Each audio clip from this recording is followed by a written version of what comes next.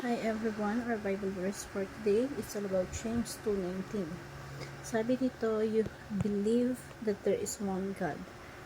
Good, even the demons believe that and shudder. So sa Tagalog, sumasampalataya ka na ang Diyos ay iisa, di ba? Mabuti naman, ang mga demonyo man ay sumasampalataya rin at nakikinig pa.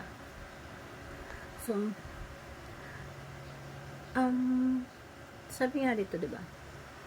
Alam niyo ba, kahit na yung demonyo, nananampalataya din sa Diyos. At mas matindi pa ang pananampalataya nila. Nanginginig pa sila. The question is, ikaw ba? Pag yung pananampalataya mo ba sa Diyos, kagaya ng katulad sa demonyo na tipong nanginginig ka pa para sa Diyos. Napaka-importante na ang faith and practice laging magkasama. Ito po ay dapat iisa lang. Ang pinagkaiba ng Christians and demon is pagdating sa practice. Ang demon nananampalataya sila pero hindi sila nasunod kay Kristo. Ang tunay na nananampalataya sumusunod sa ating Panginoon. Sumusunod sa gusto ng Diyos. That separates us from the demons. Faith gives us directions. Katulad ng nangyari kay Abraham.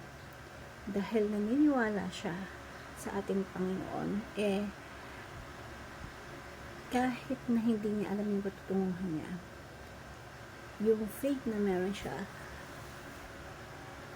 that gives him a point of direction.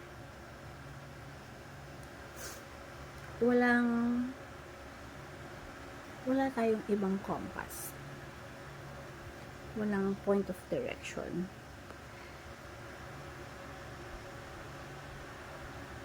Kapag wala sa atin yung faith.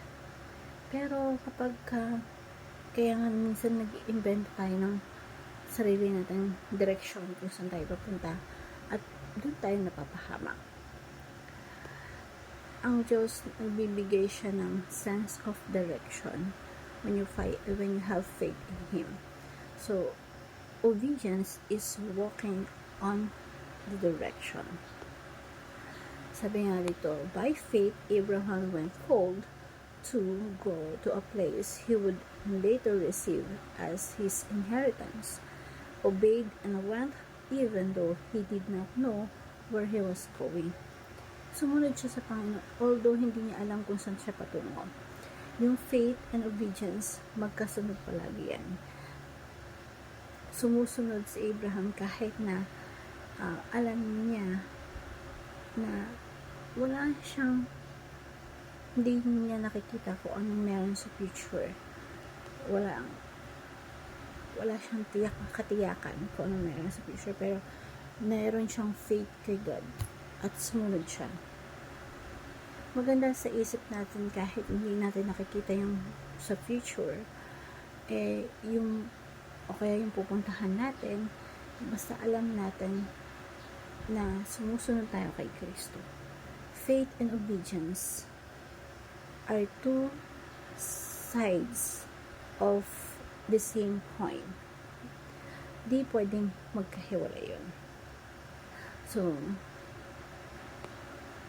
if you believe in God, show it by your action. Be like Abraham, not merely believe.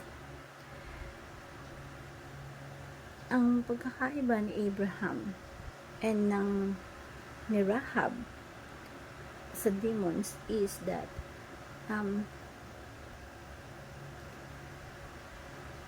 si Abraham, si Rahab, sumusunod sila sa kagustuhan ng Panginoon. To be practiced, we are tagasunod or follower of Christ, diba? So,